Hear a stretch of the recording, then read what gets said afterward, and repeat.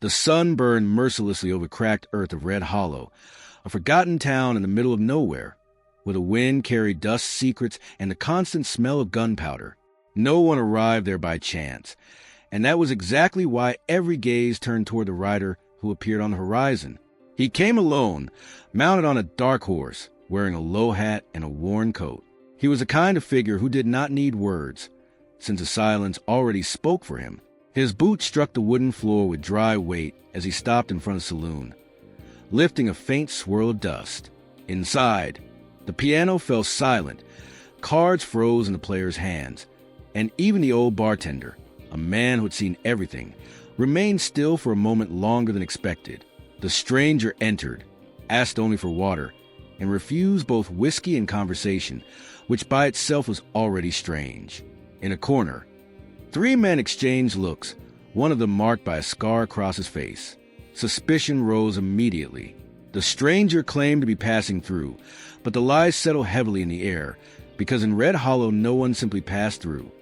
People came for money or for blood.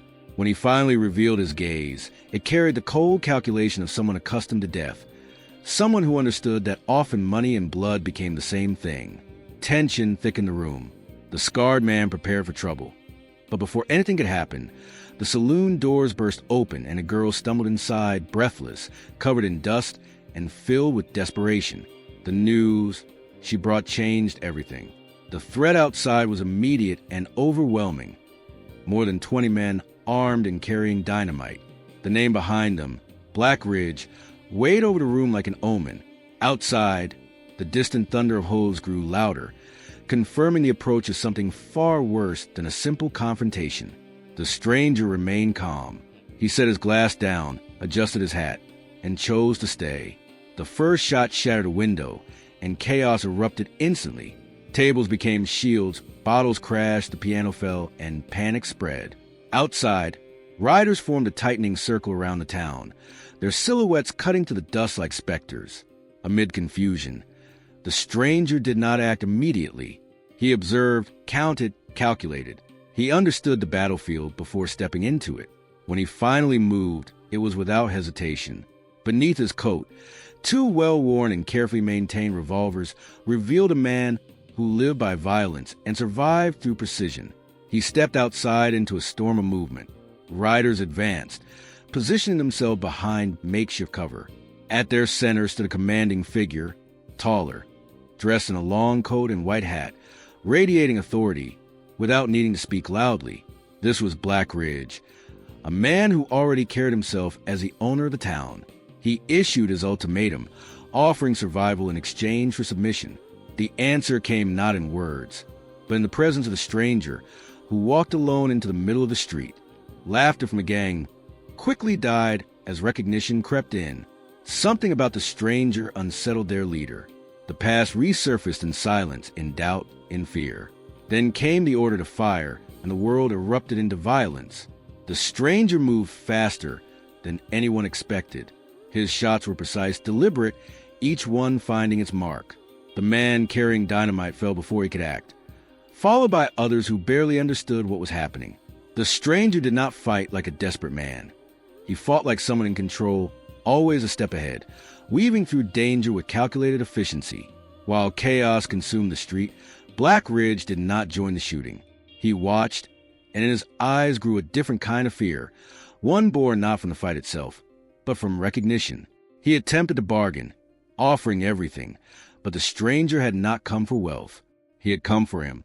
The noise of battle faded into a tense stillness as the two faced each other, the world shrinking to a single inevitable moment. The duel happened in an instant. No warning, no countdown, only the sound of gunfire.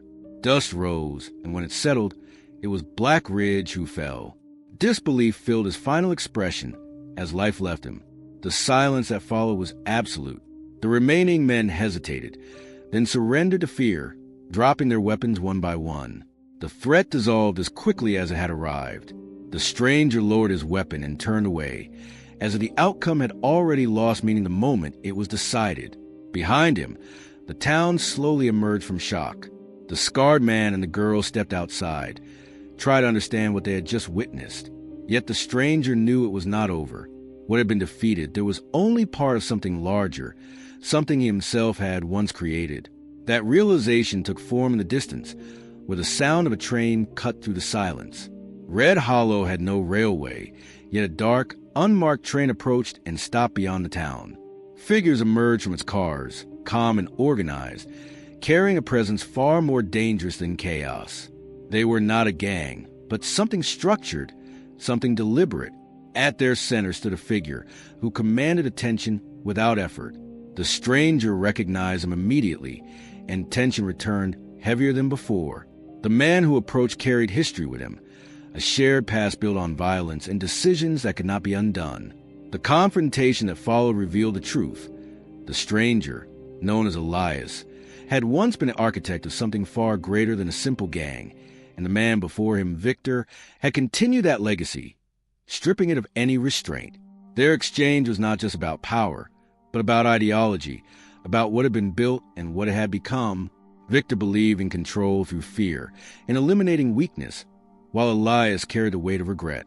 The town of Red Hollow had been chosen as an example, a demonstration of what happened to those who resisted. The situation escalated when rifles were raised toward the town, threatening total destruction. Yet Elias chose not to respond with gunfire.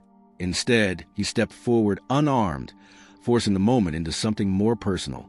When the order to fire was given, he acted faster than the chaos itself, closing the distance between them. The battle became physical, brutal, reduced to survival in its rawest form. There was no room for hesitation, yet in a brief instant, hesitation appeared. Victor recognized it as weakness, but this time it did not stop Elias. The final blow ended everything. Victor fell, and with him, the structure he had built collapsed instantly. Without leadership, the organization lost its cohesion, and its members retreated, abandoning the fight. Silence reclaimed the town once more. Elias stood over the body, not victorious, but resolved. The conflict was finished, and this time truly ended. The town remained standing, damaged but alive. When asked, he did not claim to have saved it. He had only corrected a mistake. As the sun began to set, casting golden light over the dust-filled air, Elias walked away from Red Hollow. He did not look back. There were other places, other consequences of the past still waiting. When asked his name, he offered only what mattered now. Elias.